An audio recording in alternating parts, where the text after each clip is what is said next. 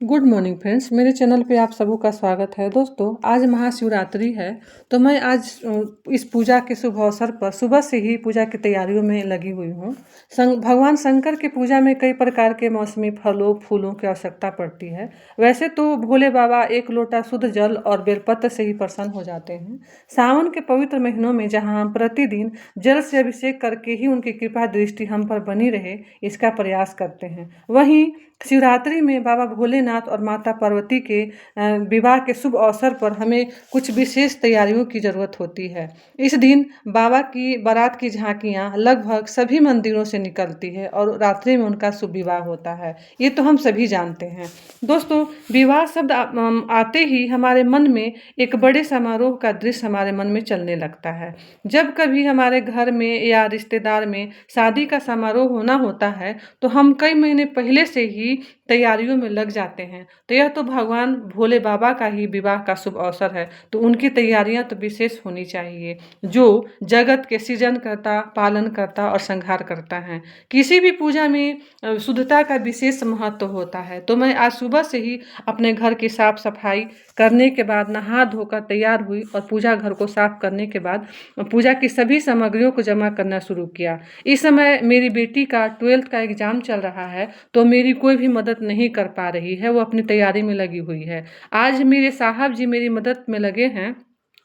पूजा के प्रति उनकी आस्था भी अटूट है। उन्होंने बालकनी से आंवला, छत से गाजर, चना की झंगरी को तोड़ा और पपीता को भी उन्होंने तोड़ा। पपीता जो अब लगभग खत्म होने को हैं। नीचे के गार्डन से उन्होंने बेलपत्र, धतूरा, अकवन के फूल तथा आम की मंजरी के साथ अन्य सभी फूलों और पत्तों को जमा किया। आज की पूजा में उनका विशेष योगदान रहा, नहीं तो मैं अकेले सभी कुछ नहीं कर पाती। दोस्तों, मेरी किसी भी पूजा में जब कुछ न कुछ फूल फल अपने गार्डन से मिल जाते हैं तो मुझे बहुत खुशी मिलती है। मेरा प्रयास हमेशा रहता है कि मेरे यहाँ जो कुछ भी फले, या तो सब्जी हो या फल फूल कुछ भी हो, तो उन पर सबसे पहला भोग भगवान का ही लगे।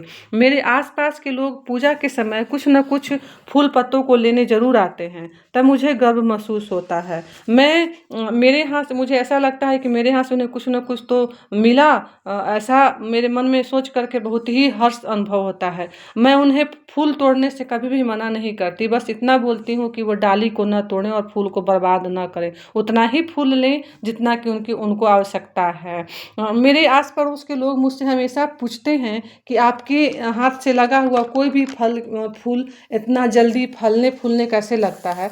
तो मैं हंसकर बोलती हूँ कि मैं इन वृक्षों की सेवा नहीं, पूजा करती हूँ, इसी से ये फल देने के लिए तैयार हो जाते हैं। अर्थात कर्म फल देना जिसका काम, ऐसा भगवान बनाएंगे। दोस्तों, आज मेरी देवरानी ने पूछा कि आज की पूजा में और क्या विशेष करना होता है। वैसे तो वह पूजा की सभी विधियों को जानती है, लेकिन मुझसे पूछा तो मुझे बड़ा ही अच्छा लगा। तब मैंने बताया कि वैसे तो हम सभी जानते हैं कि बाबा भोलेनाथ की पूजा में क्या क्या लगता है, लेकिन आज उनके विवाह का सुअवसर है, तो आज हल्दी उन्हें विशेष रूप से ज़रूर चढ़ाना चाहिए। वैसे तो हम जानते हैं कि शादी विवाह में हल्दी ज़रूर लगाया जाता है दूल्हे को।